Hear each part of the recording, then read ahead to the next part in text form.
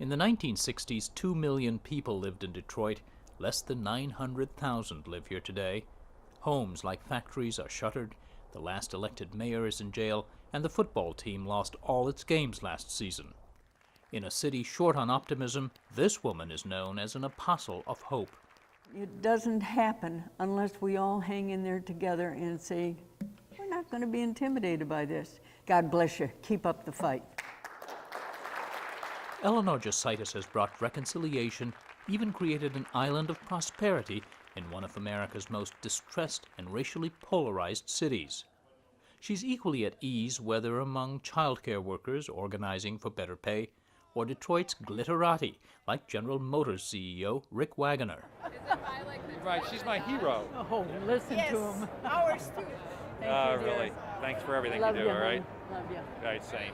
Really appreciate it. You take care of yourself, and we'll see you. In 1968, she co-founded an organization called Focus Hope, whose mission is to meet challenges with intelligent, practical actions, joining the late Father William Cunningham.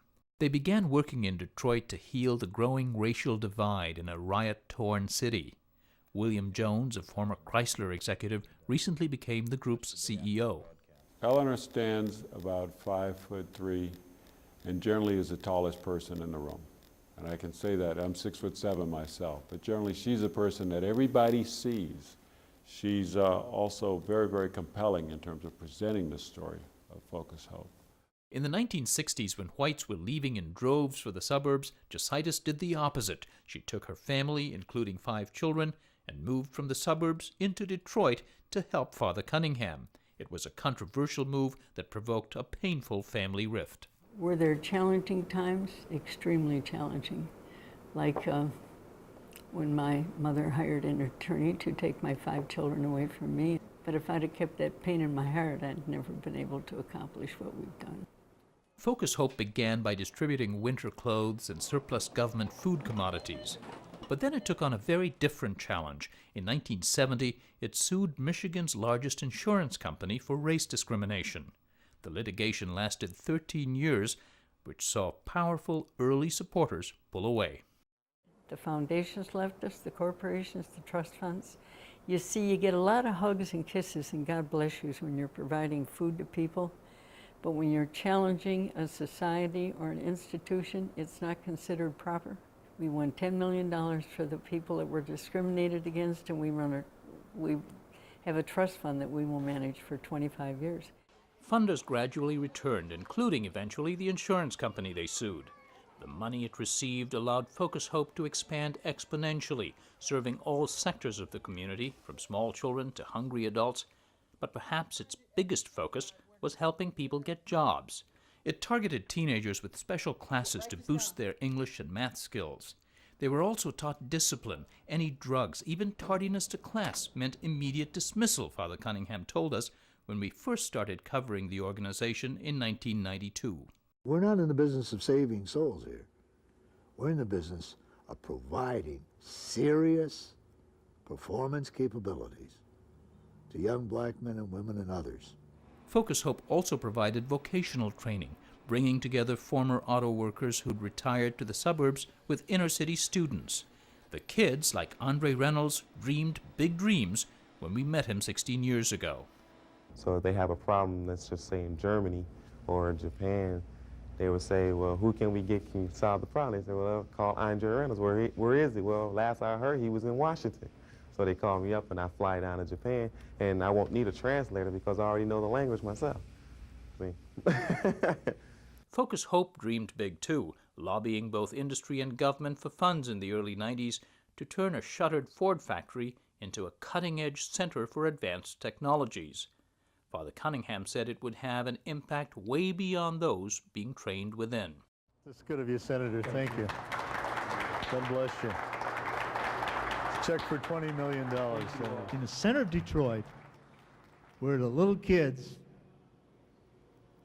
can walk down the street, look in the windows, and see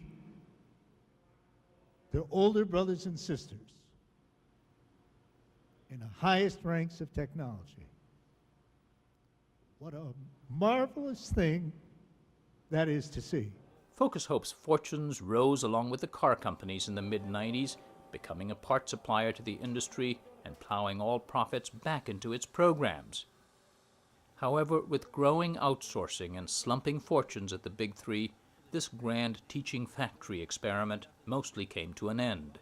I'm going to use the word painful because that is what's painful to me, to see this go, because this was Father Cunningham's dream and vision, and we were really cranking it out.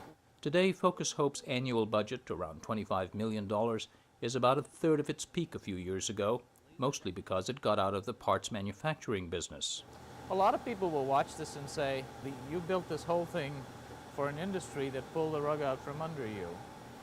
No, I mean, it's just the time. I don't blame the automotive industry. I mean, it's just changing times, and everybody has got to change with it, and we've got to be in a transformational move just like they are. And I just refuse to be intimidated by the moment. It'll turn around, and we're going to help turn it around. And what are we doing with the contract for the Navy? Despite the downturn, Focus Hope is trying to stay ahead of the curve, turning from manufacturing to research. It has contracts with the Navy and is helping develop a so-called mobile parts hospital for the Army. It's like a mass unit for vehicles. Is that essentially it? The slow economy aside, experts say there's a severe shortage of machinists and engineers across the U.S. They say the prospects remain very bright for the 200 engineers and 2,400 machinists who've graduated from here. Then you can connect your Ethernet cables to the routers, but do not connect serial cables until you configure that router. And for almost a decade, Focus Hope has also trained almost 1,000 students in the growing information technology field. You know, the thing that thrills me most is when the young people that we train around here come back and throw their arms around me and say, I got a job, I bought a house, I got married. I mean, you know, those are the things that keep me going every single day. Hello, Miss Josaitis. One of those whose story thrills her is Andre Reynolds, the young dreamer. He went on to get his engineering degree and is now a 7-year veteran at Ford, part of the design team for new models. Reynolds says one of the most valuable lessons he learned at Focus Hope was how to survive the bruising automotive downturn. You have to actually show the company that, hey, you're hiring me because of these skills that I have. And not only do I have these skills, but I can also adapt and learn more skills. I learn different software, different techniques every day in my job. As for Eleanor Josaitis, 70-something and a cancer survivor, she keeps on going. Thanks for the check. Yeah, I know. That's where it should go. I know. She works 12 hours a day and has no plans to retire.